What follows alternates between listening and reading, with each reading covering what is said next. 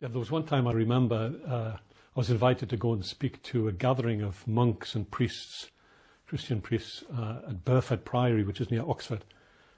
And it was about Islam and people of other faiths. So I wrote a nice academic style paper, and I got there and I looked. And there's a whole group there, and including a few bishops.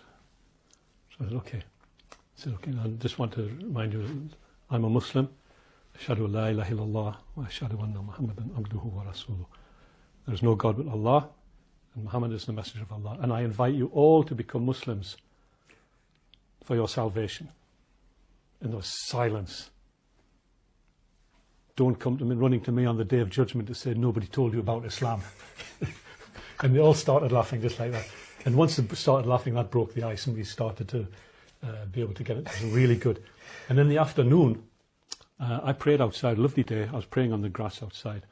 In the afternoon, the abbot, the head guy at the place, came and asked me if I would recite some Quran for the community. They all live there, the monks. So he took me into the chapel, and they were in the middle of a service. It was a proper service. They pray like 7 times a day. They're having services in there. And he said, okay, so this is the order of service. This is where you speak here. So I was thinking, what do I do? So he recited from Surah Saf about Isa alayhi salam asking the Hawariyin, Man ansari ilallah, right? Which amongst you are going to be the helpers of Allah? And then I did it in the translation in English, and they were crying. Really? They were crying because they didn't realize that Isa alayhi salam is mentioned in the Quran. Even the disciples are mentioned in the Quran. Allahu Akbar. So this is the way, you get to people's hearts by telling the truth. We don't have to shy away from the Quran. Let people hear the Quran. Let people understand the Quran. Know what's in there. It's not just all about chopping hands off and heads off and flogging people and this and this. No.